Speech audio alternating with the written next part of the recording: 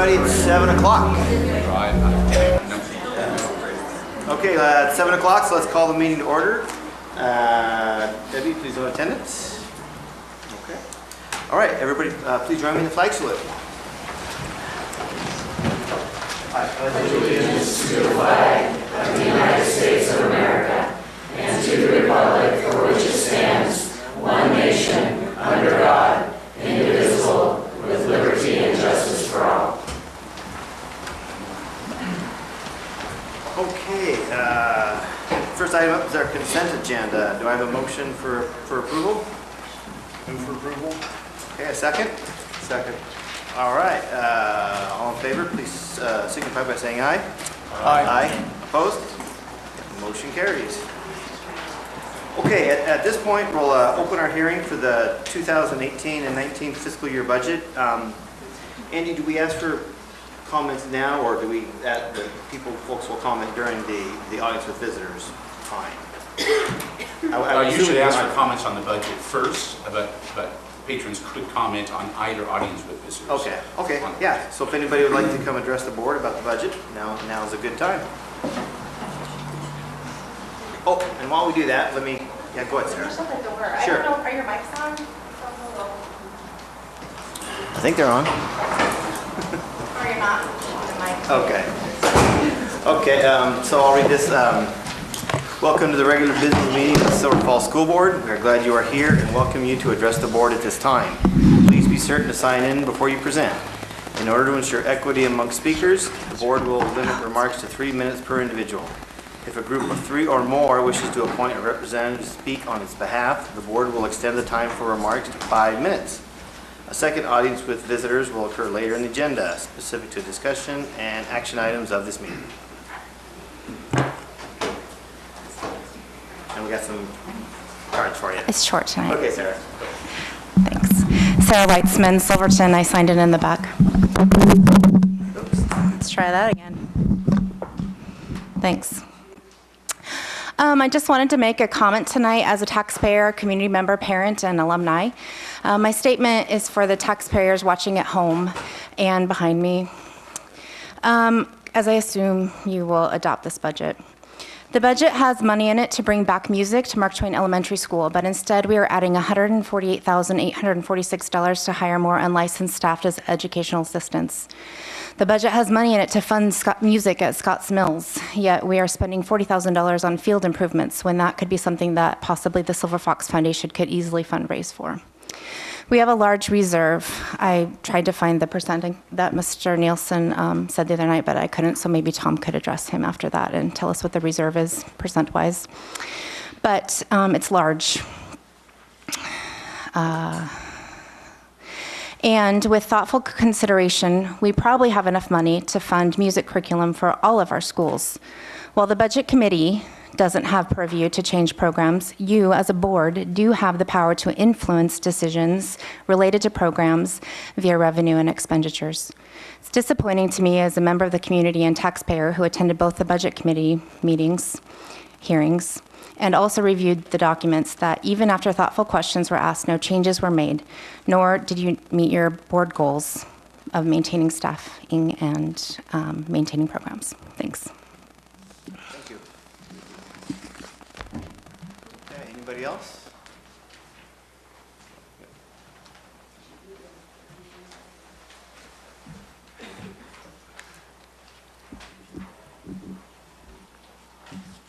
Okay, can you please sign in, please? And then I signed in back there. okay, all right, state your name. Karen Truckee. I just wanted to speak to the music program as well. And just to state that I listened where the parents were pleading for music in their schools rather than fixing a ball field. I think it's especially important when music is a proven benefit to the brain, as the areas in charge of music and language share common pathways in the brain.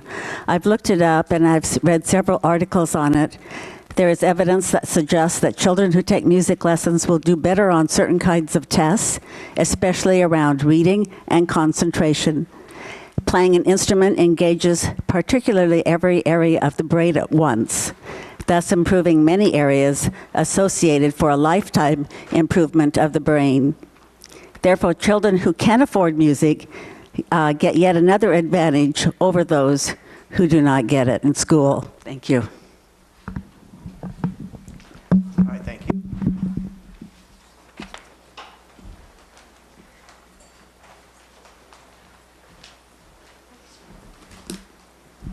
Good. My name's Chris Mayu. I signed in the back. I just briefly want to talk a little about the budget process. I just want to say I believe in the democratic process, and we elected 2 new board members recently. I believe they were elected because people want them to ask questions, want them to learn and find out more, and perhaps see things from a different angle. I want to say that Shelley Nealon's, what she says, I support what she says. She represents me, and there was a question of trust regarding her. For me, it's hard to trust a process that we don't understand or that seems somewhat non-transparent. So I don't like having people question her about trying to find out how the budget process works. I think that's all I have to say. All right, thank you. And I don't know how that goes back in or how it ever came out.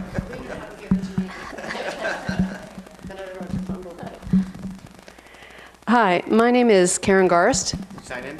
I did. Okay. I did. I followed all the rules. First, I want to thank you all for your service. It's really incredible how much gets accomplished by people volunteering. I'm a new resident to Silverton, moved here about a year ago, and absolutely love it. When I don't have to leave town, it's perfect. I've spent my whole career in education. I have a PhD in curriculum and instruction from the University of Wisconsin-Madison. Go Badgers! I spent 8 years representing school employees with the American Federation of Teachers. I was executive director of the Oregon Community College Association. And finally, I spent 13 years as executive director of the Oregon State Bar. As a staff person those last 20 years, I prepared the budget. And I always considered it a draft, that it was my job to put something together, take it to the budget committee, and it was their budget. And I wanted to be transparent as possible. If somebody asked me the price of paper, I went back and looked at the price of paper. I wanted it to be their budget. I wanted it to be open, and anything they needed to have for additional information I felt was very important. And ultimately, in those last 2 positions, the board itself adopted it. So I was very disconcerted when I heard and watched a couple of segments of your meetings with the budget committee and the school district. And in particular, when I know I talked to somebody on the budget committee who felt that they were asked to adopt it, trust us. I would never have said that. When I prepared a budget, I would have said ask away.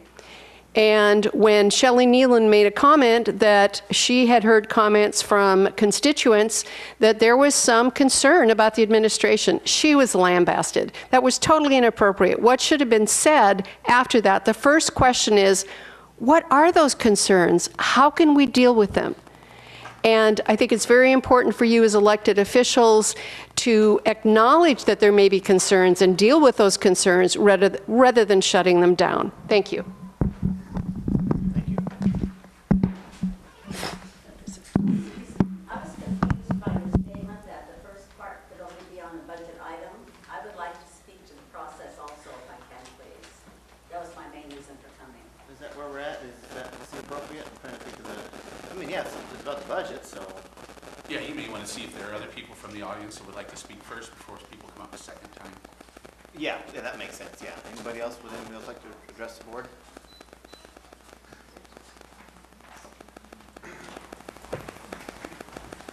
I signed in the back. Okay.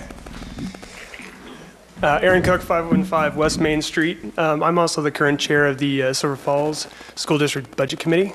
And I do want to address some of the questions about transparency within our budgeting committee process. I also have the benefit of also being on the City of Silverton Budget Committee. And I see both of those committees almost operating in unison. The policies and procedures that we use here at Silver Falls School District are almost identical and mirror that of which our city uses in terms of how we budget. Much like our principals come forth and our departments in our district come forth to prepare a budget and bring it before us as the budget committee. And we ask questions, we interact, we ask detailed questions, line item by line item. Same thing happens in the city of Silverton. And each department chair, each department head puts together a budget and comes before the city budget committee. And we have the chance to ask questions. It's during those open forums that we get a chance to ask those questions, those hard questions, and then we go through them, we ask them, and then we move on to hopefully work towards approving a budget. Also, I think in terms of transparency, that the city releases the budget to us on the budget committee members and to the public roughly in the same amount of time frame that the Silver Falls School District does to its public. So I just wanted to offer up that frame of reference, not only to many of you here, but also to our public, saying that I appreciate the hard work that each one of our principals put in to our budgets. They were exhausting, they were detailed, and they were well thought out. And I can say at those meetings, every time we asked questions, they had answers and dialogued as to why they chose what they did. So again, I just wanted to add some clarity to that as, again, having the kind of that dual membership, so to speak, and offer up that reference point to our board here, to our staff, and to our public, that both systems are very similar. Both use very similar type methods of disseminating the information, and both use almost identical procedure when it comes to asking questions. So I just wanted to put that out there, and I appreciate the time tonight. Okay, thank you. Okay, would anybody else like to address the board? Okay, yeah, if you want a couple, yeah, you were quick, so if you got a couple more minutes, go for it.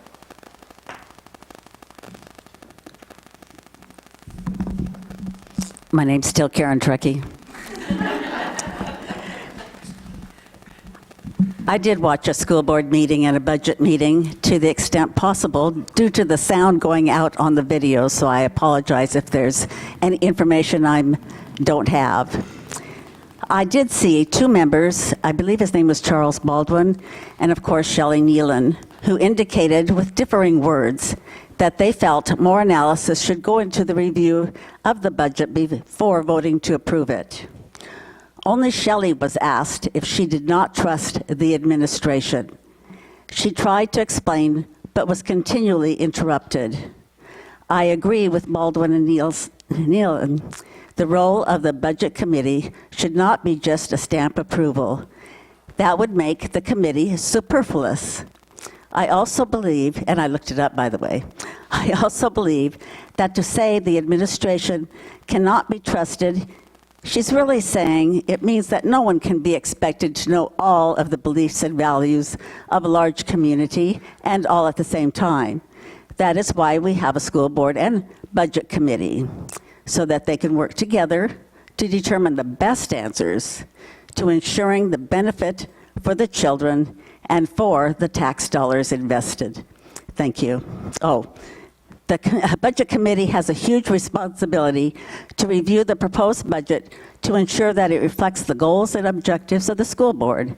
Therefore, as a board member and budget committee member, it would seem very prudent and important that Shelley advise the budget committee that selected items may need closer review. Thank you. I'm really done this time. Thank you. Okay, would anybody else like to address the board about the budget? Okay. Move on to the next item. There's some further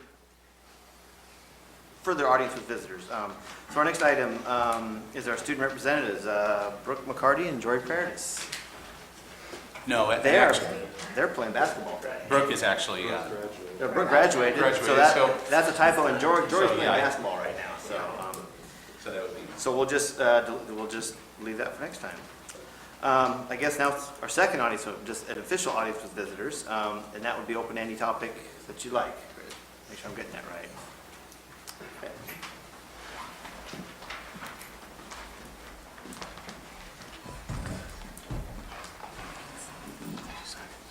I signed in the back, I did.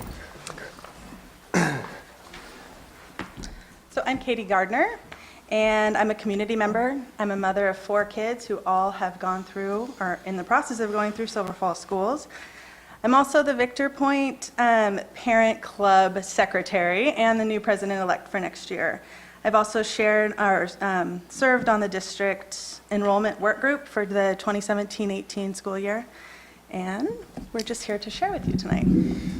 As I stated earlier, my name is Aaron Cook. I'm a proud parent of 3 awesome kids in Silver Falls School District, current budget committee member, and former school board member. It seems as of recent, when you hear public testimony, it's usually been regarding some way that the district is falling short. However, tonight we, and I say Katie and myself, but there's probably another 25 plus other patrons and parents in the district here behind us here tonight. We come before you on behalf of the group here to say, above all, thank you. Thank you to the board, the administration, and to our teachers and staff for working so hard to create a positive and nurturing educational environment in which each of our students thrive daily. Above all, we're here tonight to say that we stand united with the district in order to embody our commitment of together cultivating character and academic growth in each student every day. We also want to acknowledge that we know that the Silver Falls School District understands that it has areas in which further development is needed. We see evidence of our district working hard to improve these shortcomings through various means, including staff development, policy amendments, and a consistent focus on holding fast to our district strategic visioning plan.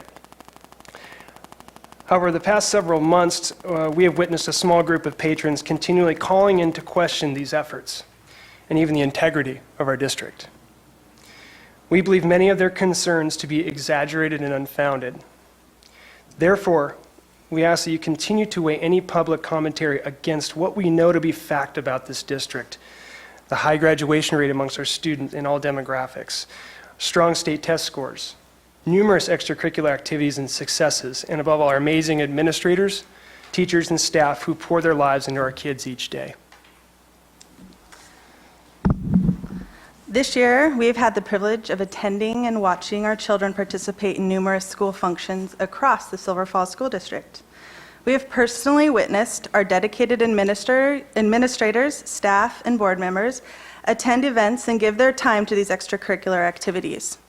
Just a few examples include, but are certainly not limited to, Mr. Belando leading one of the sessions at the Silverton, Oregon Battle of the Books for our grade school students, Mr. Nielsen coaching basketball at Victor Point, Mrs. Hannon providing her time to run a Penta Games activity at the regional competition. Please realize that this is not in their job description, but reflects their commitment to our kids. My mother, a retired teacher who spent the last 15 years of her career at Salem Kaiser School District, was impressed and slightly in awe that the superintendent of Silver Falls School District would take time out of his week to attend the Victor Point Spring Musical last month. I have also seen several board members at sporting events and the Pancake Pratum Breakfast fundraiser. Attending Silverton High School choir, drama, and Mr. SHS have all been enjoyable activities for our family this year. And watching each teacher and director and staff member take pride in what they do and support our students speaks volumes for our school district and its leadership. After hearing a comment at the last board meeting about taking the time to talk with teachers and find out what they really think about Silver Falls schools, I did just that. And here's a quote that I received from a current Silver Falls school teacher. It says, "Although I may be forfeiting a slight financial gain by choosing to teach in Silver Falls, the support, families, kids, and environment I get to teach in more than makes up for the potential money I could make elsewhere." As I mentioned earlier, we know our district and its employees are not perfect. There's always room for improvement, but let's build on the qualities that we have and work together to make our district a better place each day, each week, and each year. Our kids need to see us modeling cooperation and integrity throughout that process. Please remember that we are molding the next generation with every word that is spoken now. Thank you again for your time, dedication, and leadership. We support you and know that together we are cultivating character and academic growth in each student each day. Thanks.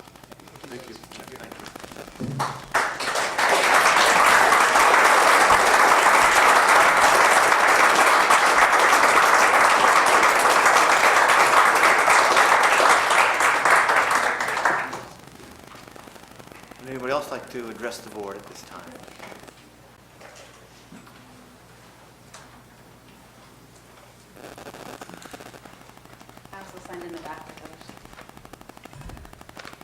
My name's Kirsten Lithwaite. I'm a resident of Silverton as well. I know some people talked about the budget process earlier. My comments are a little bit more general. Like a lot of people, I watched that meeting. I've attended a few meetings, watched what I couldn't. I went back and watched the budget meeting as well. And what I saw were Shelley Nealon and Charles Baldwin expressed very similar, in fact, I would call them identical views. They may use slightly different terms, but their views were identical, and yet I saw a dramatic difference in the way that they were treated.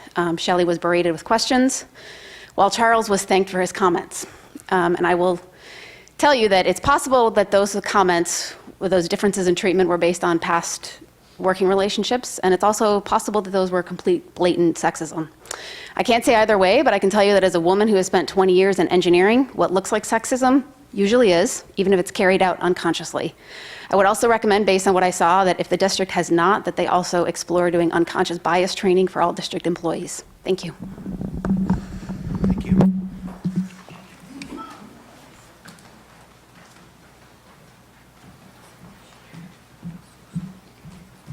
I also signed in the back. Good evening. Can you state your name? Elizabeth Neves. I am here to publicly support board member Shelley Nealon as an active, engaged, and effective board member. Since being elected, she has publicly made contact with parents, teachers, site administrators, district staff, and community members in order to better support the needs of our district. Ms. Nealon has attended to and supported her stakeholders, the Silverton community members.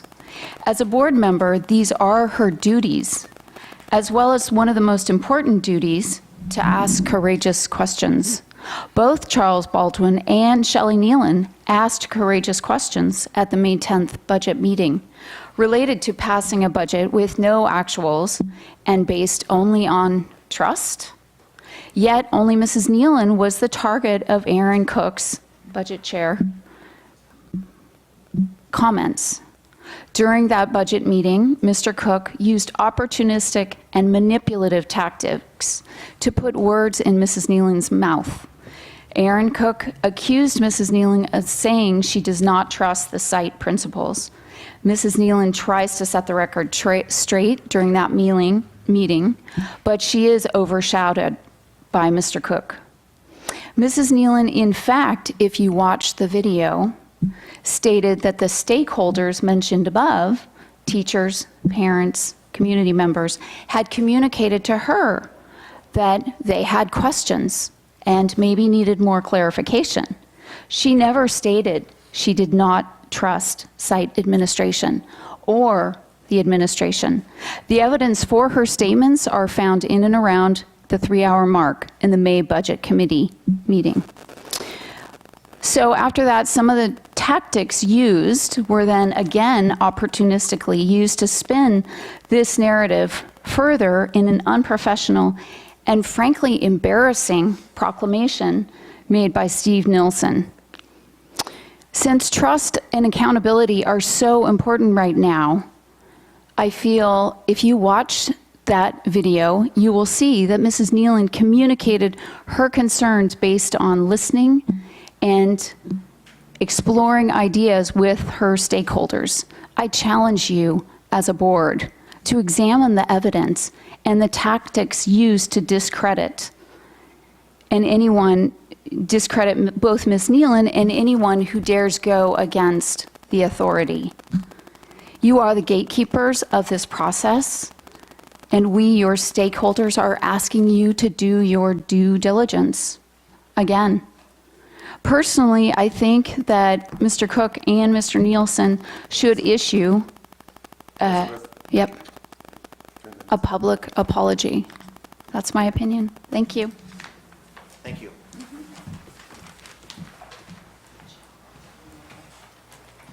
Anybody else like to address the board at this time? Okay, there'll be a final audience with visitors later in the evening, but that will be limited to discussion and action items and to the approved budget. Oh yeah, go ahead, Tim. I just can't let this one go, I'm sorry. Elizabeth Neves, your comments were inaccurate. Yeah, because I did watch the tape of the meeting, and I've had good conversations with Shelley since that meeting. I have nothing against Shelley, but Shelley did state she didn't trust the district administration. Blatantly stated she didn't trust the district administration. And I'm sorry I can't sit here and let you give inaccurate information. Several of us It's not open for discussion. It's my opinion. It's what I heard, and I disagree with you. I value your opinion. We all have our own opinions. Yeah, and I'll chime in a little bit on that. And that was one of the things you can't do as a board member is talk about personnel stuff.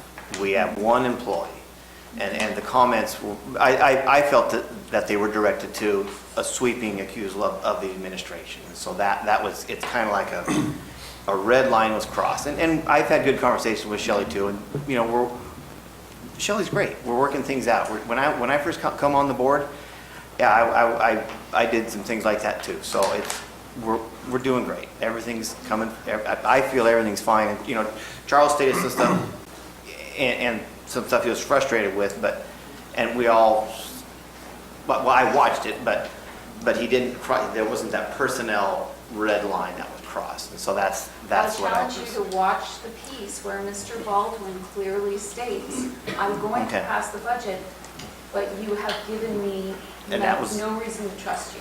But that's not what we're talking about. We're talking about the red line that was crossed related to personnel matters, which is not okay. Yeah, it was a red line, and so that was it's what we get in board training constantly. So, but anyway, so all right. Well, thank you for your input. So, okay, let's move on to discussion items. So, item A, there's a proposed site plan for the Bethany Charter School, and here to present that is Michael Slevko. Hello there. CCS Bethany Charter School board member. Did you sign in? I haven't signed anything. Write my name.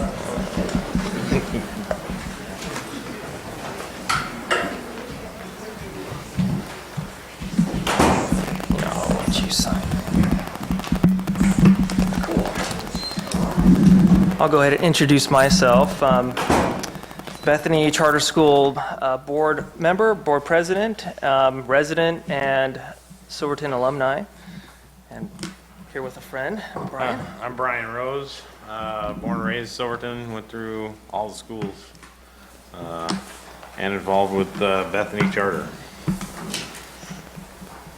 So it looks like that's warming up, but we're here to share with you some work that we've been pursuing the past year, master planning for Bethany Charter School. Really, our goal was to address two main challenges that we see there really face on a daily basis. One is traffic control. I don't know if you've ever been down Hazel Green during pickup and drop off, you'll know that we have traffic control issues. And we see that as a major challenge on a day-to-day and a safety issue. So we acknowledge that, we want to do something about that, and the second challenge being space constraints. We're tight on space in that school, really breakout space. So we're tapped out, and the resources really it's just stressed for any sort of extracurricular, band, choir. At times we've got band practice while kids are in the cafeteria eating lunch, and it's an issue that is clear to anybody who takes a walk during school hours, and something that we've really committed ourselves to looking for solutions to. But this year we feel we already have a plan for the traffic control. That's kind of the first project that we've got lined up. The master plan document that we've been putting together is almost final. It's not 100% final, but it felt like a good time to just share with our sponsoring school district where we're at and what we plan to do, and open ourselves for any questions that you might have. But here's a rough copy of the overall plan, and that includes reconfiguring our entry and exit points, and some new paving where we have our current playground, which we would have to relocate down the hill, and a new gym.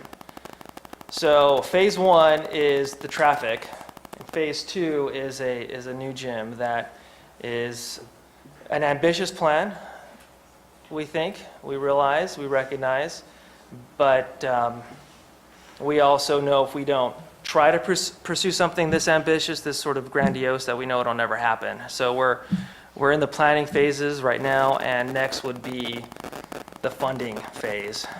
And that's going to be, I think, where the difficult road that lies ahead. We do have also a plan that's more official on the TAC board. I don't know if you guys could see it from there. I'd be happy to kind of walk over there and walk you through it. But any questions? What are your guys' thoughts? Oh, anything to free up the traffic jam. I mean, it's a safety issue for sure. everybody. Kids, parents, commuters just passing through, absolutely. Yeah, so what this does is extends it. Essentially, let me see if I can. Is that, Yeah, could you explain? is that down the hill then? The parking is down towards on the flatter part. Okay, By the track. okay. And then the addition of the parking also relieves on event nights. We have to take up both sides of the entire road, and so the parking wouldn't be necessarily utilized every day of the week, but on the big event nights, it would relieve up a lot of stress on that road and potential safety. Would that help with the day-to-day? I think so. It'll help, but it's, the main purpose is for the bigger event. I mean, on a day-to-day, you might get 10 cars down there, but on the big events is when it would fill up. For sure. Yeah, the 60 spaces is not going to be full daily, but we do notice that parents come early and stay late, and so parents are going to loiter. I would say they're going to have to be parked down below, and then parents that are just really, in a hurry coming in and dropping off, picking up quickly, they go through the loop. Could you do me a favor, Michael? Is there any way you can actually get up and then kind of show me exactly the current scenario? Yeah. And then maybe... Andy, is the satellite... No, I can do that, but I want to get the satellite image up. You'll have to see that. Oh, okay. You can still work off the rough drawing, I'm just... What about that satellite image because I think that might help. Okay. Let's move that table down this way a little bit this way. Oh, the satellite's not there. I'll just have to find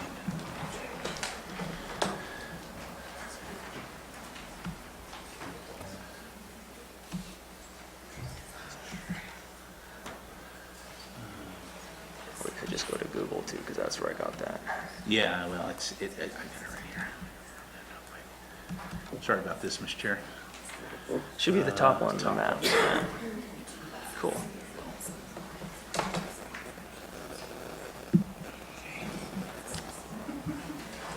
Yeah, so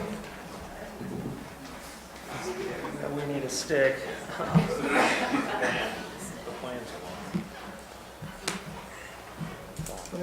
There, yeah, that'll work. So what we have now is a very small loop. You come in, you go out, and this just gets plugged up, and cars are speeding down the Hazel Green, and it just congests in that. So we want to actually close that entrance. We actually have to per county rules, and move it here to our property line, to the property boundary there, and extend it to the whole frontage.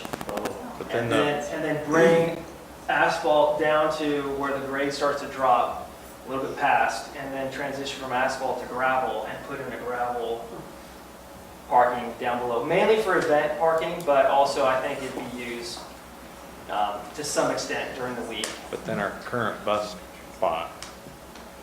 Well, the current bus spot, we don't really like to talk about this too much, but that's parked. Oh yeah, no, It's actually right there. Sorry, right there. Alongside the road. Yeah, right along the road. Oh, wow. So we got the bus in the shoulder, and not ideal for a bus pickup. So you would Will that be widened? Sorry, Lou. That's okay, go ahead, Tim. Will that be widened then? The county road? No, the Well, it'll actually get moved Grass, into the new lane. It'll be 2 lanes. It'll be two okay. 2 lanes. Okay. So you have to enter this way, you have to exit on that side. So it's going to be further recessed from the road, a Yes. little more of a buffer. You bet. There'll be definitely a buffer. Nice. Exactly. Where is the existing septic system, Michael? Borders hers property there. Oh, okay. I was always under the impression that one of them was under the gym. The drain field? I think it was a tank. The tank's right outside the gym on that property line, isn't it? Yeah. And then that second phase of the project, we're putting in the gymnasium, that would land where? And we're gonna have to deal with these oak trees. We have a cover play area right now, it's gonna go away, and the gym will go in that spot there. Oh, I see. Okay. So there will be no more parking then along Hazel Green there in front of the cover play area? Correct. It's there now? Exactly. Can you explain what you envision for the oak trees? Well, we envision firewood.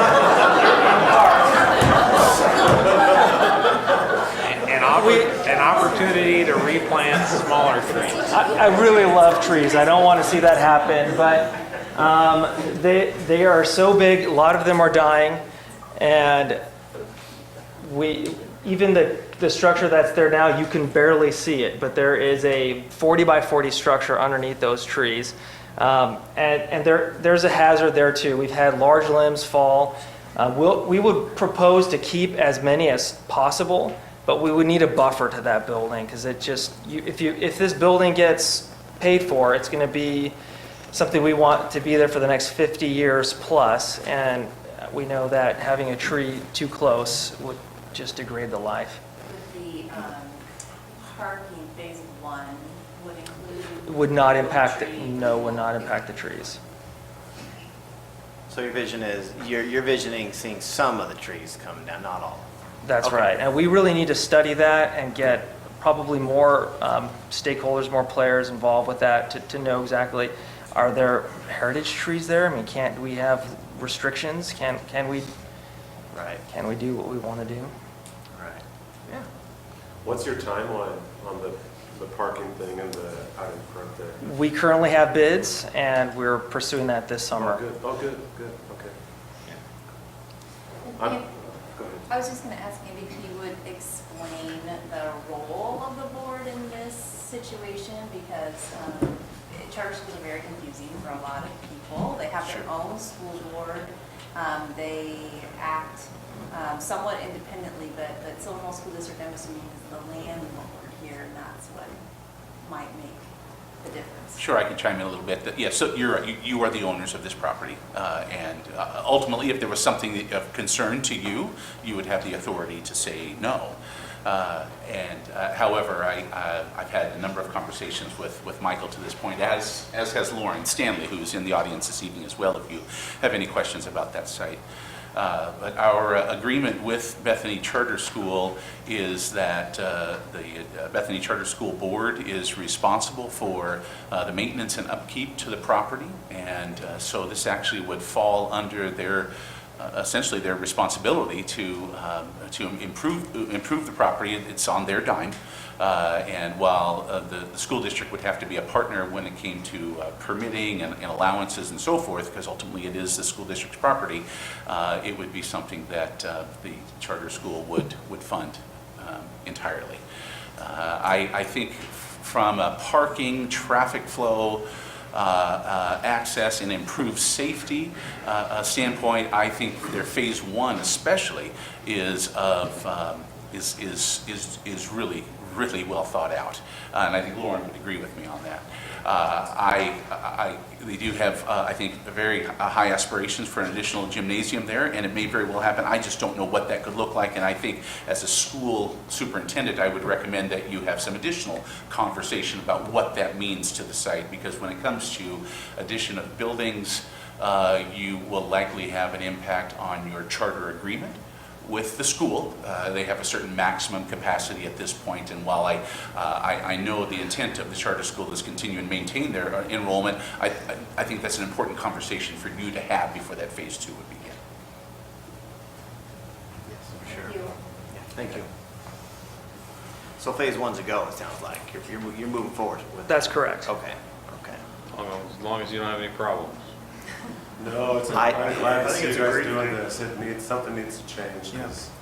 I came by there the other day when school was with the tractor and a wide implement on the back when school was letting up, and cars and buses were parked along the road there, and so I would stop and wait until I couldn't see the cars coming, and I just pulled out to go around, and halfway across the other lane, the cars started coming at me.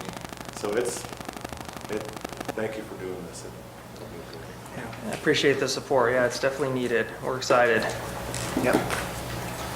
Sounds good. Any more questions? Or? No? Okay. Thank you. All right, thank you. Thank you. Okay, next item is item B, our summer board extended work sessions. We're going to be doing 2 of them on August 20th and August 28th. And we got some proposed training topics. Hey, do you want to? Yeah, and I don't have anything in written form for you at this point, but I will say that I have confirmed Renee Sessler from Oregon School Boards Association for your extended work session on August 28th. And the topic of that is an assessment about your board self-evaluation. That, I heard, was the theme of most of you, if not all of you, at your meeting last month. And so the board self-evaluation itself is an instrument that will be administered probably a month and a half prior to the August 28th meeting. And then so once you complete it, the 7 of you complete it, you submit the information to Renee Sessler. She sort of disaggregates the data and tries to find out what themes are, what similarities are, what issues are that you describe within the board from a self-evaluation standpoint, and then that's what you do over the course of those 3 hours. She did share that if there were any indication of additional training need on board roles and responsibilities or processes and operations, that she would surely use portions of that meeting to help refresh your memory as a board. For those. So, and by the way, all of this is in the 2 dates that I'm sharing with you are in draft form. So if you have any input or would like me to change any of this at all, please just let me know. On August 20th, I have secured the services of John Linson. And John Linson is an expert professor, actually at George Fox University, and also has his own consulting business specific to educational equity. And as you know, we went through a process of reviewing draft policy, some additional information and training on educational equity over the course of the winter and spring. And we paused that until we can get you some additional training as a board. And so I think this is timely training. John comes in with a host of skills and information to be able to help you as a board, to help us as administration even understand where we are currently based upon data that we provide, and also even just some basic information about what does educational equity mean. I think you'll, even amongst yourselves, there may be some varying definitions.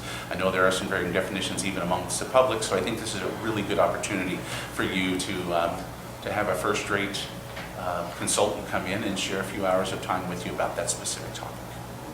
Andy, I know that I'd be interested in hearing a little bit more from Renee about procedure during meetings, like during public comment, because we get a lot of public comment, and sometimes there's conversation around that, and sometimes there's not. And I think all of us being on the same page as to what best practices would help me know how to maneuver. Okay. And if I may, Mr. Chairman, Jennifer, my other suggestion with that, while I've taken a note, and I'll mention that to share that with Renee as well, I would encourage you on the self-evaluation, there'll be plenty of opportunity for you to put those topics down there as well. Okay. Perfect. Yeah, those look like good topics. Anybody have any input questions? Okay. Moving on. Item C, District Policy Committee recommended revisions and deletions. Sections KL, Community Relations. This is our second reading. Anybody have any comments or questions? Okay. Okay, seeing none. Okay, next is our annual evaluation of the superintendent report. Okay, at our last work session, or during our May work session, the Silver Falls School Board shared and discussed our individual evaluation summaries and scores with our superintendent, Andy Belando. The following is a summary of those scores and comments. Standard 1, leadership and district culture. He got 3.5 out of 4, which is a very high score. Positive comments regarding the application and securing of seismic grants for many of our buildings across our geographically large district. You have helped us secure equity training for the board for our upcoming summer work session. Good response to the tragic sudden deaths in our educational community with brief counseling and lectures by well-regarded speakers to help us understand the current stresses in our society. You show good leadership by remaining professional at all times, especially the stressful ones. Standard number 2, policy and governance, 3.6 out of 4. This was the highest score of all the standards. You have a very firm grasp of the policies governing this district and always have an informative response when a policy question arises. The policy revision process was exhaustive, but it was well done. Questions from the board and public about this process were handled with transparency, and every effort was made to answer questions with clarifying answers. Standard number 3, communications and public relations, 3.2 out of 4. Good use of social media, monthly newsletter, and other online tools. You started holding some of our board work sessions at outlying schools to foster better communication between the board and rural community members. Standard number 4, organizational management, 3.4 out of 4. Very organized and always has a quick response to questions. Uses data well when making decisions. Standard 5, curriculum planning and development, 3.1 out of 4. Works hard to maintain up-to-date curriculum and assessment standards. A good example was the changes made to the CTE curriculum after the passage of Measure 98. A potential growth opportunity in the future going forward is exploring the potential for a coordinated district-wide music program. Standard number 6, instructional leadership, 3 out of 4. Not many detailed comments to share on this standard. We achieve high achievement on most measurement indicators, and when some form of testing indicates otherwise, the staff makes changes and adapts. They work hard, and you provide the resources as our limited budget allows, and let them do their important work. Standard number 7, human resources leadership, 3 out of 4. Human resources is one of your tougher job descriptions. You are willing to make hard decisions when necessary. There have been many administrative changes at the high school over the past few years, and the positive results are showing. A possible growth opportunity exists to build on the August 2017 HR report by expanding the way data is compiled to compare data from multiple years in order to respond with integrity to public and staff perceptions. Standard number 8, values and ethics of leadership, 3.5 out of 4. Nothing but positive comments for the standard. Good values and ethics exhibited at all times. Standard number 9, labor relations, 3.5 out of 4. You show great knowledge about the process and law involved in labor relations and contracts. It is an ongoing challenge. It is an ongoing challenge that will never make both parties happy, and that's when you know it's working. Standard 10, district goals, 3.4 out of 4. Goals have been well thought out and routinely referenced. You do a great job navigating the district toward their achievement.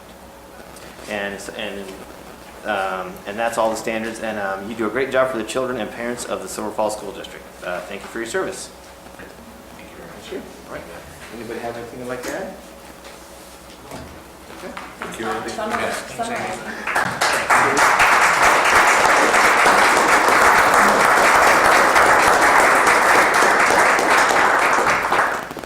Okay, Any other items folks like to bring up and discuss? Okay, now moving on to number 8, administrator and staff reports.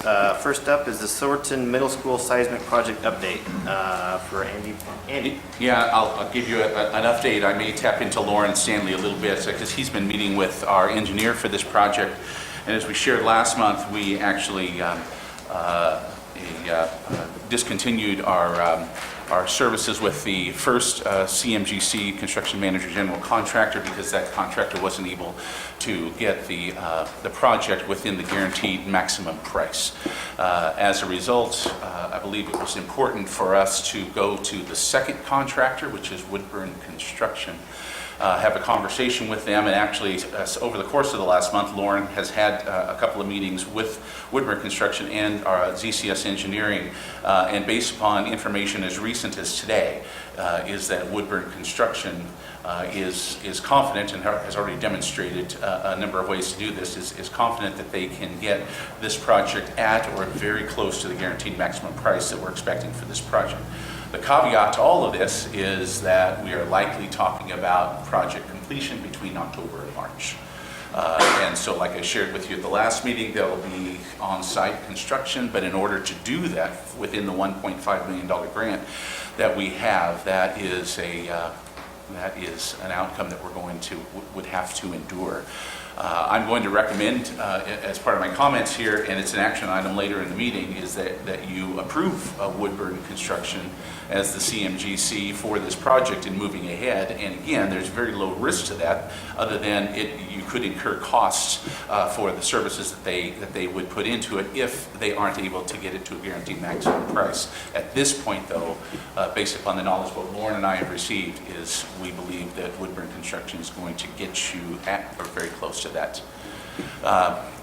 And the other option is if you choose not to move ahead with this project with Woodburn Construction, then you would likely have to land with the suggestion that Irv made at the last meeting, and that is just to discontinue this project. Unfortunately, you have expended some money, some pre-construction costs into the CMGC that's no longer working for us, and also to ZCS Engineering. So there would be some loss of revenue. We want to be very careful about the word loss, because any work that's done is work that would likely be usable at some point in the future.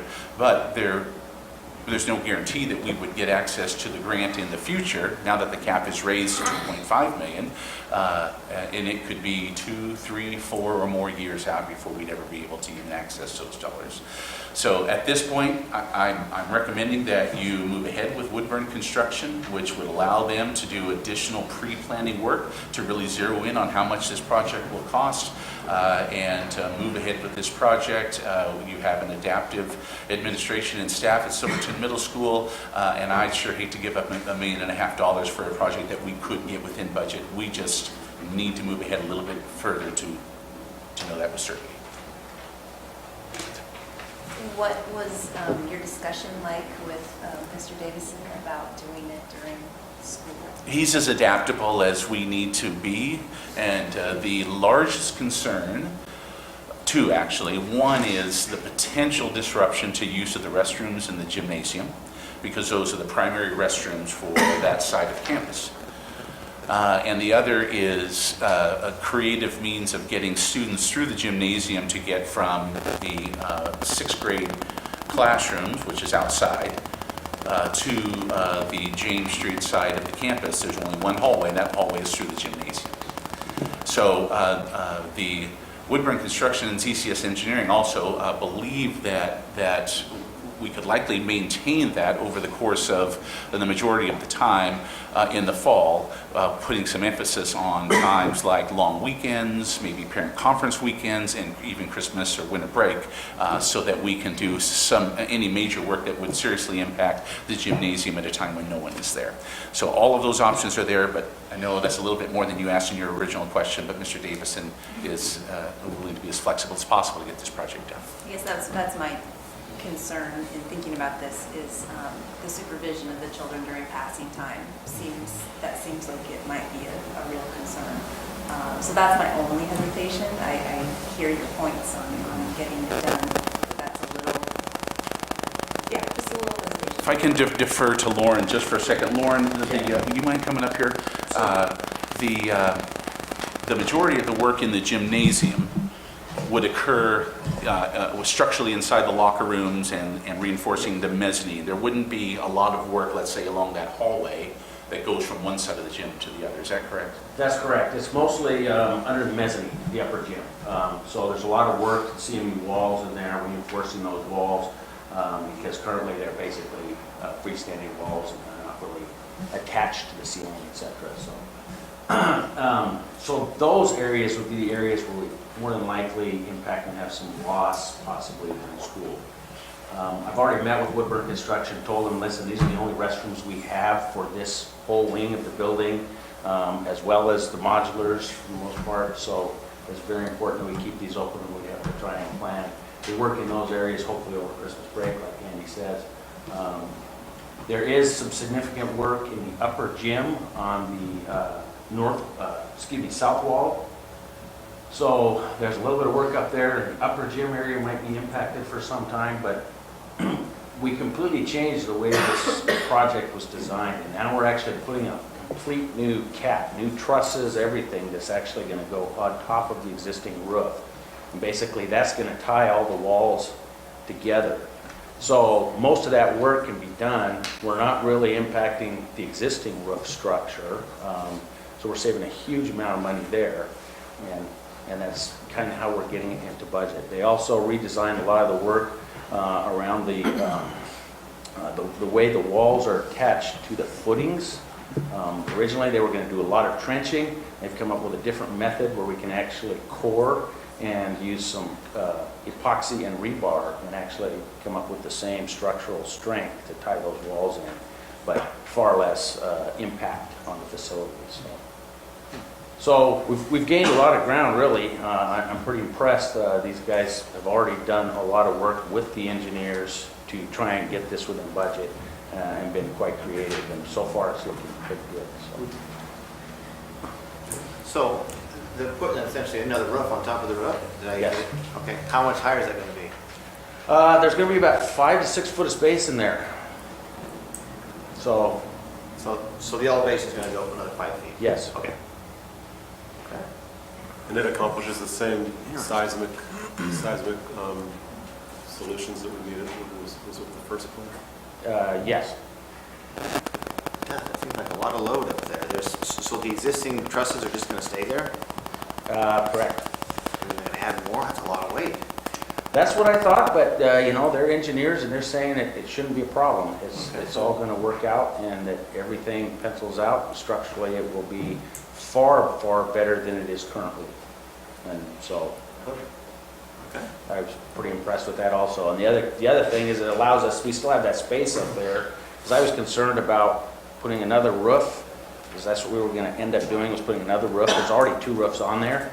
So when you get leaks, you can't find where the water is actually getting in, because it gets in over here and it travels this roof and travels the other roof, and where it's actually coming in the building is quite a ways away.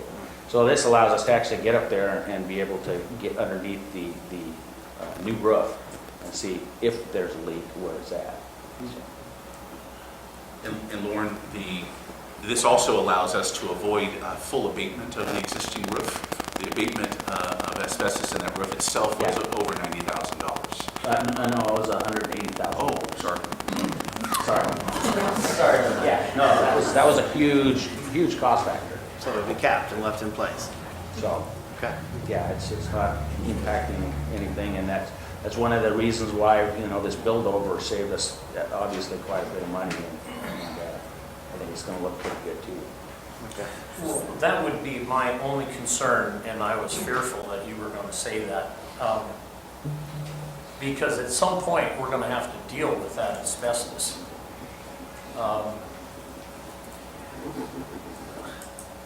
I don't like it. I know. So, just so you know, I'm not negative, I'm just, that, it seems to me that creates a big fire hazard as well, having that. I'm not a fireman, but I know when it gets into that area. Well, I can tell you, we've already met with city building official and fire chief and talked about some of the things that they would like to see happen. Basically, we're looking at about 6 smoke and heat relief dampers that will be installed. That will go between that space, that will be able to pop open and vent the building in the event of a fire. There's some things we're going to have to do, some smoke detectors possibly tied into the fire alarm system. But so far, it's still looking pretty good. So, as far as the asbestos, it's going to be in an area where it's not going to be impacted. There's not going to be any use in there. So the only time we'd have to deal with it is if we decided to do a significant remodel on the gym and tear out that ceiling. So, and it could be done from underneath because it's just sitting on the tectum panels. So that's all that is, a tectum deck. Well, I just know with regulations, it doesn't get better. Well, it hasn't gotten any cheaper. No, and it doesn't get cheaper, so yeah. I would be in favor of doing the first design. I know it costs more, but if that's the case, I'd still be in favor of just letting it sit for 3 or 4 years. I just don't like leaving a problem there and covering it up. So that's my two cents. So is this gap gonna be like fenced off or something, so we're not gonna have birds making nests, and squirrels and? It'll all be sealed up. Okay. It'll be a sealed area. Basically, it's going to be an overbuild. You'll have metal on the outside that you'll see about, like I said, 6 feet roughly, and that'll come over and hang over the existing walls. I was kind of picturing like when people put those carports over a mobile home or something like that. I think it's going to look pretty good. So. Okay. So Andy mentioned that October to March would be the completion target. Would the project last that long, between October and March? There's some stuff that might end up being finished up in the following summer, just to be realistic. We want to make sure that the school's able to function, and it just depends on how much they get done. We're not to the point yet either of actually being able to put together a schedule, because we're really still finishing the design, trying to get it within the budget. So. Well, attention to that bathroom issue is appreciated, because I am trying to think of the pathway that students are going to have to take to use the restroom. It's going to be a long job, so thank you for answering that. Yeah, the locker room is, of course, the other challenge. So. Yeah, I mean, make sure they're doing their math right. That seems like a lot of weight up on top, up high. So if you just ask them to double check their figures for me. Oh yeah. I'm not a structural engineer, but I do have an engineering degree. That just seems it strikes me as odd.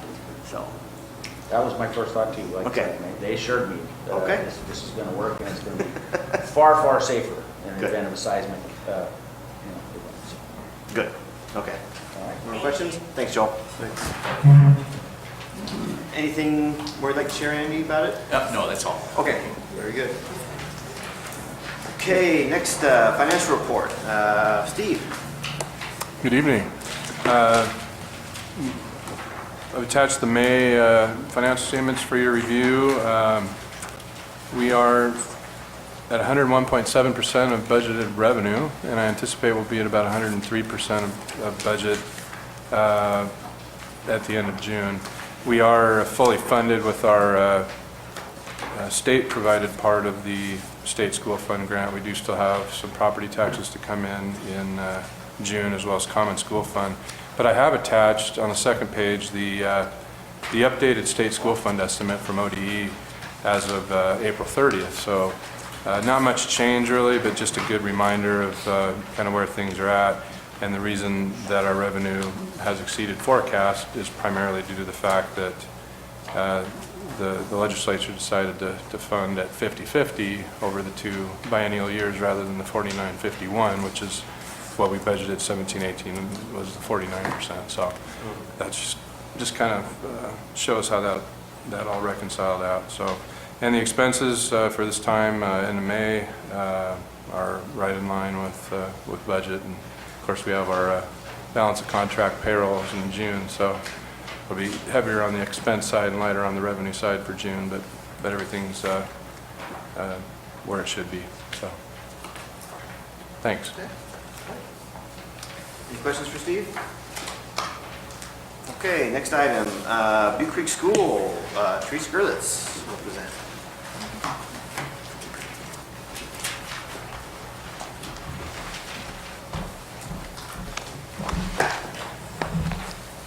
Good evening, and thank you for waiting to schedule the 80-degree weather till tomorrow, because I think it's warm enough already. And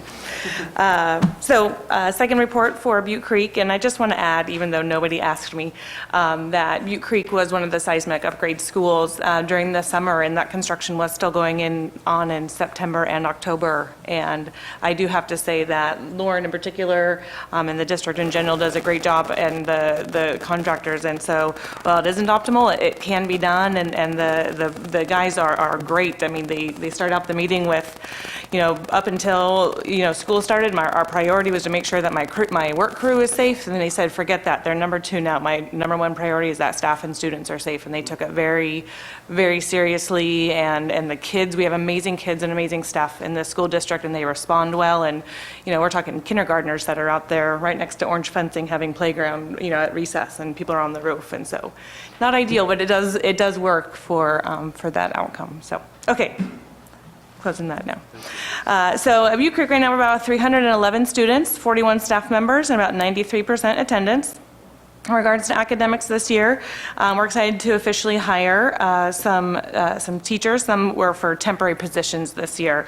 So Mandy Balduck in second grade, Sarah Byer for Title I, Amy Newsome for part-time elementary for PE. We got Albert David as a custodian just last week. Jennifer Draper will be hired for our SLP program next year.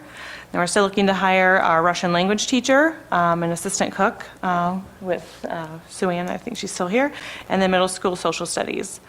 Site Council is still working on their school-wide plan with Industar and working with our Title I teacher and combining those and making sure that it's up to date. We have an amazing parent-teacher team, which our chair is here tonight, Eliza. She's a new chair this year, and I'm new principal, so we've got to be new together. And our PTT is just amazing, and they really prioritize field trips and making sure that kids get to go where they need to go to take their learning to that next level. And in addition to field trips and technology, and this upcoming year, they're going to start focusing on playground equipment, because regardless of what I do this year, I will go down forever as the principal that slowly dismantled the playground. So, who does wood playground structures in Oregon? Come on. They were there when I was a student. They were going to come down. We have an after-school science program for kindergarten through third grade, and that's taught by Carly first. And so there was a series on geology and then a series in chemistry, and it's just amazing to watch them in there, and they're coming up the next day, and look at this rock that I learned about, and they love it. It's really exciting. Our winter session of Russian class had record number of students enrolled, and again, we've got a waiting list, and are excited about the interest we've had so far for a teacher for 18-19. We are referring 16 7th and 8th grade students to summer school, and we're looking forward to that increase in their high school readiness, and was pretty excited even just about the families that sought us out and said, hey, we heard about summer school, we want our kid to go, and I said, awesome. We are done testing. We had no opt-outs at Butte Creek, and we had 100% participation, including a student who was on home tutor for medical for the entire school year. Academically, we also had 11 students exit our ELD program by scoring proficient on the ELPA exam. 11. Yeah. We have weekly attendance contests and announcements about who's doing what and how good they're doing here at the end of the year. Granted, we have 4.5 days to go, but we have 14 students that have perfect attendance this year with that respiratory crud, and right now we are in the middle of strep throat. Oh, it's just, we're like 2.5 weeks in, it's just gross. But we got, 14 kids, or perfect attendance. We have a mentoring program at Butte Creek, and another successful, and that's big, huge thanks to Debbie Scott, our counselor, who leads that. And I have to say thank you to D&D for fielding a call. Our mentoring program is known at the very end of the year. The mentors and the students after school go to the bowling alley here in Silverton. They get to enjoy some pizza and some bowling, finish finish out the year. Well, it was this horrific week where I think the bus barn was down like, I don't know, 8 drivers, and they were combining routes, and it was crazy, and but they were starting to climb out of it, but then 10 o'clock on the day of, when we need to get 30 kids to the bowling alley, they said, oh yeah, you don't have a bus anymore. And there's literally, trying to schedule anything in May is just nuts, and so I called Dandy, and I'm like, type 21 something, but super thanks to Jamie McCarty and Kirsten Barnes, who canceled things that they had going on, grabbed the Type 20s, drove out to Butte Creek, loaded our kids on it, dropped them off at the bowling alley, and it just made me super thankful for the district we're in, and that you have the Victor Point principal, you've got a social studies teacher from the high school, and they're all coming in just to make sure Butte Creek kids make it to bowling. So that's just really special. This year we also did 2 staff awards at our monthly assembly. We're a PBIS school, and one of them, rather than just honoring students for PBIS awards, we started also honoring staff members, and students and staff could vote for each other. And for the year, we just started it actually in January, and for January to now, we had 140 votes over those months for staff members, and ended up over 50% of our staff were actually nominated for those awards, but we just pick one.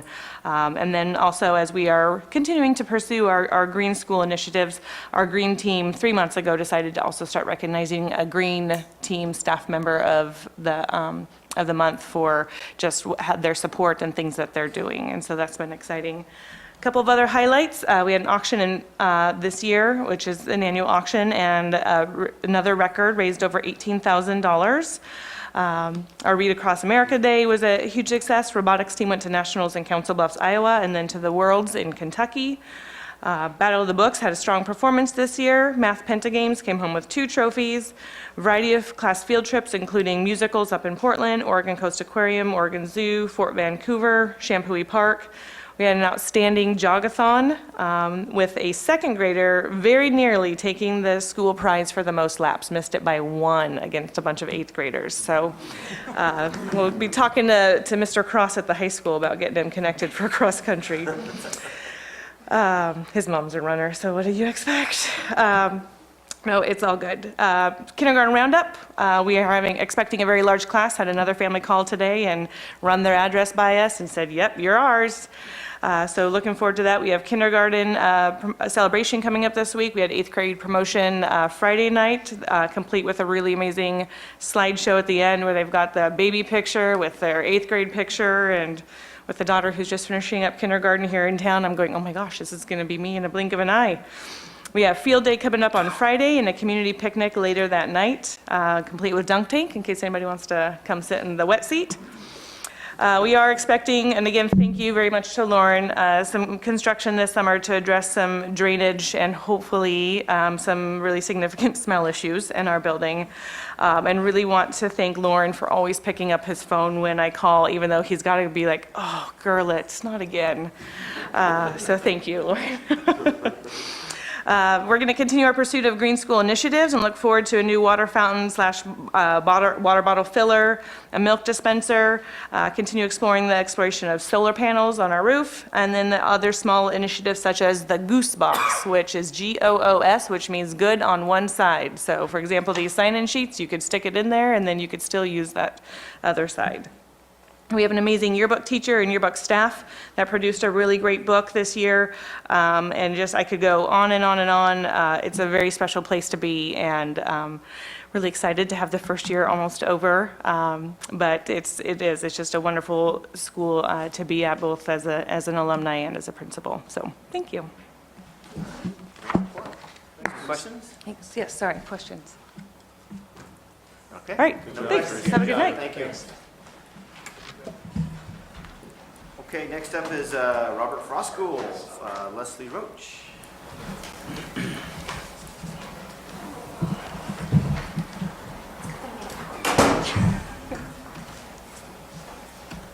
Thank you, Andy.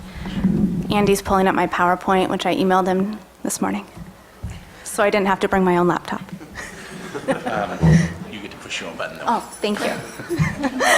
Hello, Robert Frost Elementary. This is my second presentation of the year. We are grades 3 through 5. We have approximately 413 students enrolled. Wait for the lights. so you can enjoy that fabulous picture. That was last year's homecoming float. So we host 3 district-wide special education programs, so all schools who have a student in one of those programs feed into our school. The SLP with 11 students, the basic skills program with 13 students, and the functional skills program with 8 students. We have approximately 56 English language learners, 15 in-district transfers, and 9 out-of-district transfers. And we have 6 different languages spoken in the homes at Robert Frost that are listed there. And then that's a fabulous picture of our current 5th grade class at Hopkins Demonstration Forest last week as their outdoor experience field trip. Our attendance rate is about 94%, which is where it was last year too. We are just 1 percentage point away from meeting our district goal we have been working so hard on. We have been implementing, as part of our PBIS team, an attendance team, and we have done many letters this year and just education about when to keep your kids home sick, and when to send them to school, and we're still struggling a little bit. We've got a couple of kids just struggling with chronic absences. So we'll continue working on that next year. And these 2 photos are from our school celebrating National Ride or Walk to School Day. And then we get into our STAR data. So this is us trying to support the district goal that all kids are ready to graduate. So this is our 3rd grade data, and you'll see reading on the top. 61% of our 3rd graders are at benchmark right now, so they're on grade level for reading. And if you go all the way down to the other side of that chart, there's 11%, which is 13 3rd graders in the urgent intervention category. So that improved from 24 students that we started the year with at urgent intervention to 13. And then if you look at math, 73% of our 3rd graders are at grade level in math, and 2 are at urgent intervention in math. So we feel very strongly in math. I think this data is showing that our curriculum is working when our teachers are delivering it in the best fashion they're able to. And then our 4th grade reading data on the top, 67% of our 4th graders ended the school year reading at grade level, and 10% are at urgent intervention. So we started with 21 students at urgent intervention in 4th grade, and we're down to 13. So we continue to make gains each year with our students, and we're just improving leaps and bounds. I'm so proud of what our teachers have been able to do to help students learn how to read. When you're a 4th grader and you're still learning how to read, there's usually something going on in your brain, and we've really been working on that.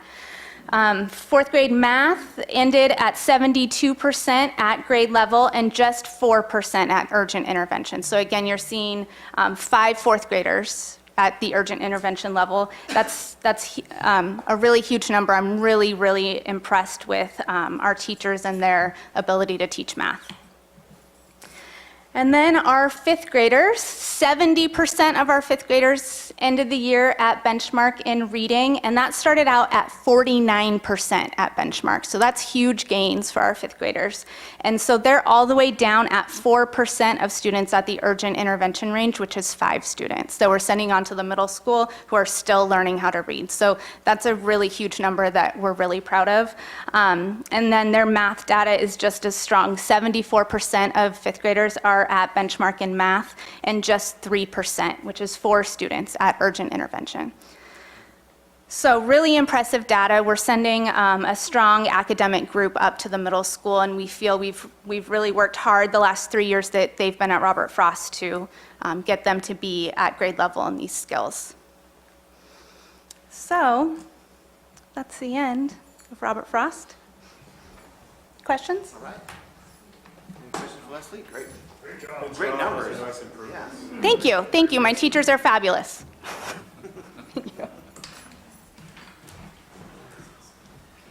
Okay, board reports. Anybody have anything on that they'd like to share with the board? I just wanted to say thank you to everybody who put on graduation. It's On a the far right. big endeavor, and it was a great statement. I just wanted to say I went to the FFA annual auction, not auction, the awards banquet. You know, and again, it's just an awesome amount of volunteers. The dinner was, I would have liked to have gone back for seconds. It was awesome. You know how I like food, it was good. So, yeah, and there was a lot of kids that went to nationals. I mean, we got a lot of good kids at this school, at all of the Silverton schools. So, great job to all the teachers that work so hard before they get to high school. Yeah, no, I'll speak about graduation. That was I had the privilege to pass out 320 some diplomas. Apparently this is the first time they made the board chair pose and get the picture. So that was, I heard some snickers down I think in the administrator row. But it was neat. I was really nervous, but the kids leaping up on the stage, they were so excited to come up there and to just walk across and, yeah, we got it. And it was really contagious. It was wonderful. So that was great. Yeah, and I want to share that, throughout the year, there might be some contentious conversations and concerns at the board meeting. Some very colorful comments. But when you look at the effort put forth by the entire district, with our teachers, our admin, janitorial staff, folks that are tending to maintenance, the entire collective family, I think it all culminates at graduation. When you sit there and you watch our kids graduate and then get ready for that next phase in life. And it's amazing when you've got the two sections of kids ready to take their diploma, and then as each row stands up, collects the diploma and sits down, and you start getting towards the end, that collective buzz, that excitement, that energy grows and that enthusiasm.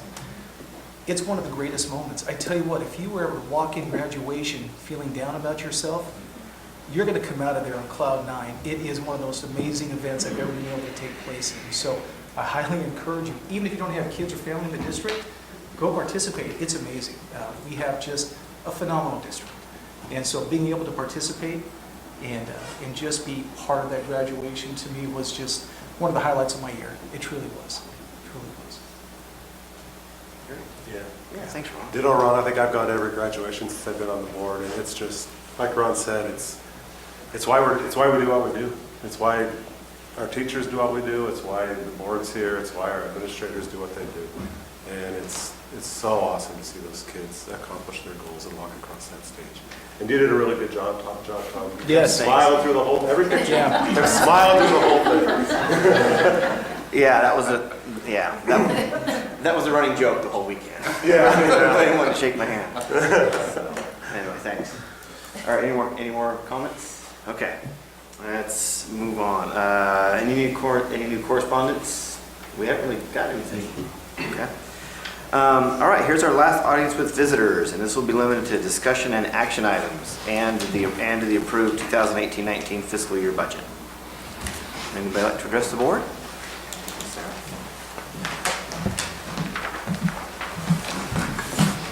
Sarah Weitzman again.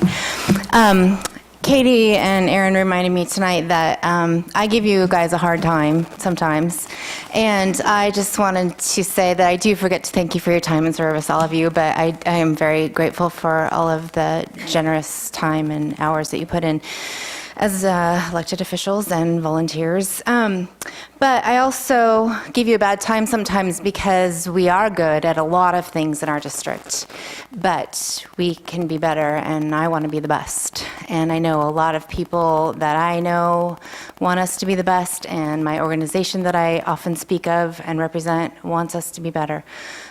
So I wanted to say that, but I also wanted to address the middle school seismic grant. And while a 1.5 million grant is amazing, I really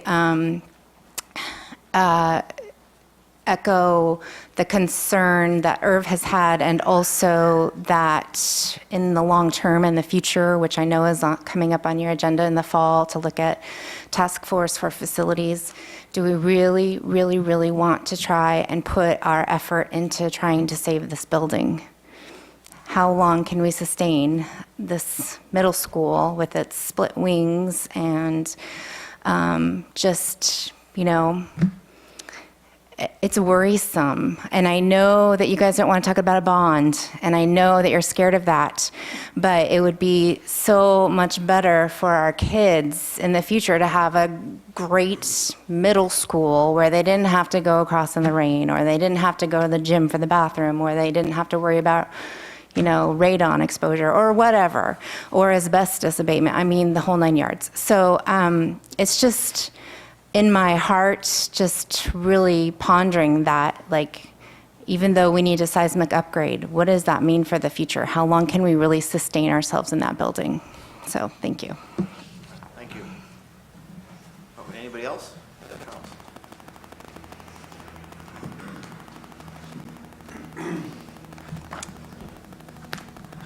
Good evening. I want to just observe that the budget that we're adopting this year was not fully considered by the Budget Committee, inasmuch as we did not have the budgets from the 2 charter schools when we deliberated.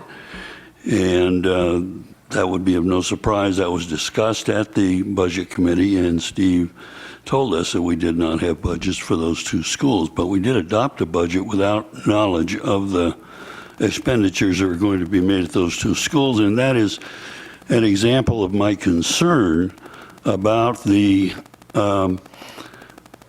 work that the Budget Committee does with the district staff and the knowledge that we have and are provided with and have input to with regard to the overall budget.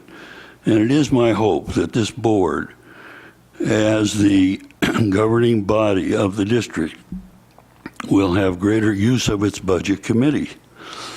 And I would give you an example. I am now presently working with Andy on a meeting that is going to take place later this month. And he's allocated his time and some of his staff time to going to that meeting and learning about the $10 million that the state has allocated for safe routes to schools. These are capital project opportunities for every district. And this district is interested in obtaining some of those revenues and is going to apply. That requires the district to work with the city, because ODOT is requiring that the applications be mutual between the city and the district, and that the city have money in the game, some skin in the game. Well, that requires this board to work with the city to not only acknowledge that this program is available and urge the district to apply for it, but to try to get some input to the city on its budgeting process so that it is aware of its responsibility if going forward with an application for a grant. So one of the things that I would like to have as a budget committee member is your approval of my working on this.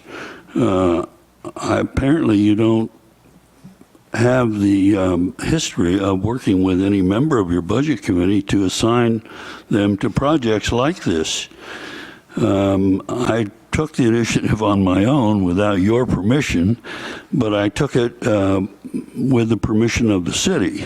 I think it would be imperative that the district also approve of any board members, any budget members' activity in this regard.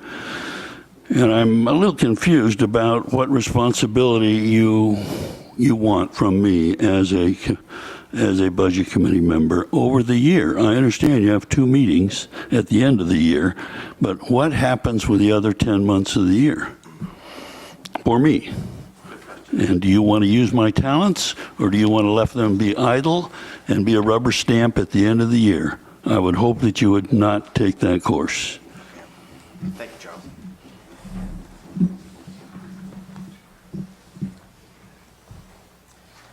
Okay, would anybody else like to address the board? Okay, moving on. Can I ask go you a ahead. question real quick? Just a clarification. Again, I don't know if this is the best practice for speaking after public comment, but regarding charter school budget, you did put in revenue and expenditure information about the charter schools into the budget, right? Yes, Yeah. it's in there in Fund 700, Trust and Agency Fund, and it's in the resolution. We do have to have that in our appropriation because we do provide accounts payable, payroll services for them, and the money from the state comes in through us, and we make the payments to them. So we are fiduciaries, but the charter schools both have their own governing boards that make their own spending decisions. We don't have the authority to. Not to tell them how to know. That's correct, you don't. Okay, any more? Okay. All right, moving on. Okay, well that closes the budget hearing. Okay, so we'll officially call that. Do we need to do any official action on that, or I just announce it? Once it's closed, it's closed. Okay, it's closed. Action items. Okay, action item A. So we need a motion to approve resolution adopting budget, levying taxes, and making appropriations for fiscal year 2018 and 19. Yeah, it's the one in the back.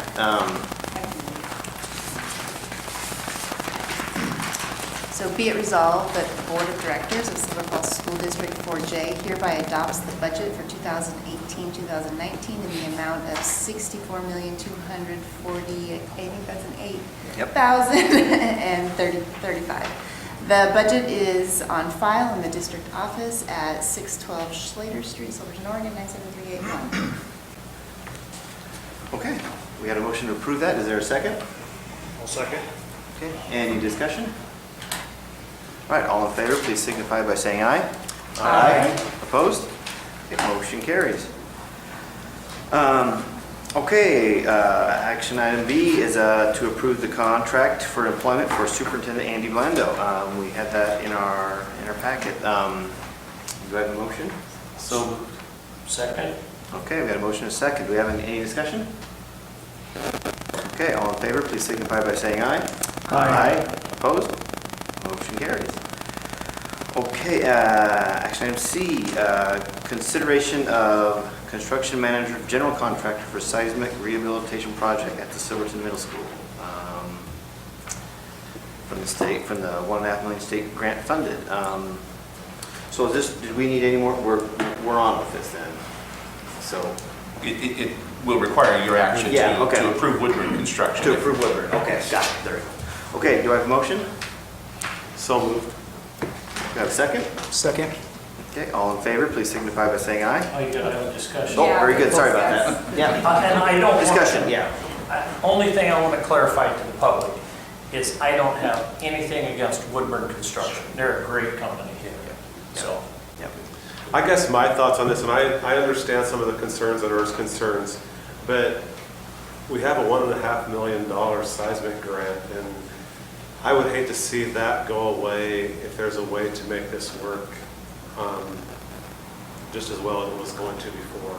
I mean, I know we've talked, there's been discussion in the past about tabling this for 3 or 4 years and then applying for a seismic grant again. Well, there's no guarantee we're going to get another seismic grant to do that. And just approving the budget tonight, our funds are so limited on everything else. I just hate to pass up that seismic grant if we can, get the same thing accomplished. And I understand what Sarah was talking about also about the need for using that school, and I totally agree. We need to make big improvements to the middle school. But I think that, in my mind, the gym's probably always going to be there. There's parts of the school that we're using now that we're going to keep using that can be improved enough to make them very useful. So I guess working on the gym isn't a big concern of mine in the future, because I think that's something that's going to be there for a long time. So I understand the hesitation on some of the things, but I guess the money speaks for me. So I wanted to say that I hear Irv's concerns too. I think for me it comes down to we have students in there now, and an earthquake can happen at any time. I'd rather be on the safe side. Yeah. I think whether the gym stays or eventually goes, or any of that, we need to do this, because we do have kids in there, and whatever happens down the road, it's kind of a you know, it's maintaining your car, keeping it going until you can, you know, get another one or something like that. So I think this is, you know, I think this is what needs to be done. Okay. Okay, got a motion and a second. We've had our discussion. All in favor, please signify by saying aye. Aye. Opposed? Opposed. Okay, motion carries 5-1.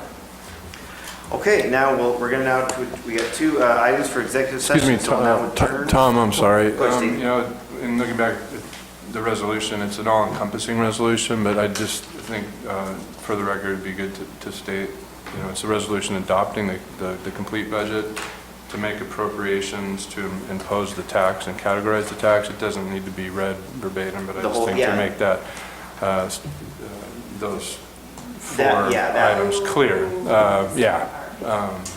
Right. If we could. I see. I'll read it again. I'm sorry, I didn't. that's Wasn't thinking. Okay, so is there a process? Do we need to back up and void that first vote? I think, I don't think you need to read all the minutia, but I think each one of the portions of the resolution should be read out loud, and then you should take a vote again, Mr. Chair. Okay, so it's 1, 2, 3, 4. Correct. Okay. Be it resolved that the Board of Directors of Silver Falls School District 4J hereby adopts the budget for 2018-2019 in the amount of $64,248,035. This budget is on file in the school district office at 612 Schlater Street, Silverton, Oregon 97381. Be it resolved that the amounts for the fiscal year beginning July 1st, 2018, and for the purposes shown below are hereby appropriated. Be it resolved that the following ad valorem, is that how I say that? Ad valorem property taxes are hereby imposed for the tax year 2018-2019 upon the assessed value of all taxable property within the district at the rate of $1,000 of assessed value of, I can't read the 4.5458 for permanent tax rate, and in the amount of $3,846,907 for debt service for general obligation bonds. Be it resolved that the taxes imposed are hereby categorized for purposes of Article 11, Section 11B as permanent tax rate 4.5458 per 1,000, and general obligation debt service $3,846,907. The above resolution statements were approved. Oh, I don't approve that. Yeah. Okay. Okay, very good. So yeah, well, let's redo the vote. So we have a motion. Do we have a second? Second. Okay, motion and a second. Discussion again? Okay, seeing none. All in favor, please signify by saying aye. Aye. Aye. Opposed? Okay, motion carries. Thanks, Steve, for pointing out the detail. Thank you. Yeah. You know, also, Tom, before we go into executive session, I do want to share one more item. Sure, please. Right now? Okay. So, as some of you folks are probably well aware, you know, we do have, that you witnessed tonight, we have our audience with visitors. Now, please understand, our board meetings, it's not a public meeting as much as a meeting in public. So we have total transparency. So when we do listen to some of the comments, concerns of the audience, there may not be full participation because it's not a public debate. Oftentimes, there are inaccuracies on some of the information that's recounted and shared in public. It could be maybe a lack of understanding, maybe they got a different viewpoint on interpreting what they've heard, what they've seen. And even tonight, I've heard information that really wasn't accurate regarding the budget committee meeting. And I've noticed recently there's a common theme that's been happening within our district, and that's the repetition of key phrases, words, and themes on a regular basis that really, to me, is for the purpose of bringing a negative light, shedding a negative light within the district. That really is not true. However, people don't always go for the truth. They run towards social media where a lot of the information is reposted. People run to social media, they don't always search for the truth. So I would highly encourage each and every one of you, rather than taking verbatim or something you've heard on the street, go back to, we have this wonderful online board book that does post our meetings and has every second of the meeting. Now, they may not be there right away. It may take a little while for our audio video department to get them up to the website, but all the facts are there. So I highly encourage you, when you guys want to seek the truth, go to the truth that's there. Don't go to social media. What I hear, it's a small member of the community or small group that to me attempts to represent the entire community, and that's really not true. Also, when I do hear members of the community have negative comments about some of our employees of the district, like tonight, we heard a citizen make a negative comment towards Steve Nielsen. Well, Steve is of the highest caliber individual I've ever met. His character is amazing. And so when I hear someone have a negative comment or shed negative light on Steve, it's disappointing to me. And I would expect a little bit more of the community. We're all adults, and I think we should all behave like adults and not let our emotions get the best of us. So I just wanted to share that. It was on my mind, on my heart, and wanted to make sure that that's stated in the public record. Thanks, Ron. Okay. Okay, so now we'll now adjourn to executive session under ORS 192-660-2H to consult with counsel concerning the legal rights and duties of a public body with regard to current litigation or litigation likely to be filed, and ORS 192-660-2F to consider information or records that are exempt by law from public inspection. Sick leave bank request. Thanks for coming. Okay, here we go.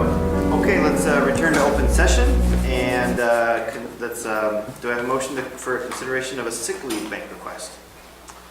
I move to award Steve Prince a sick leave bank of 10 days. A second? Okay, we have a motion and a second. Any discussion? Okay, all in favor, please signify by saying aye. Aye. Opposed? Motion carries. All right. Anybody have any further business? Okay. Seeing none, meeting adjourned.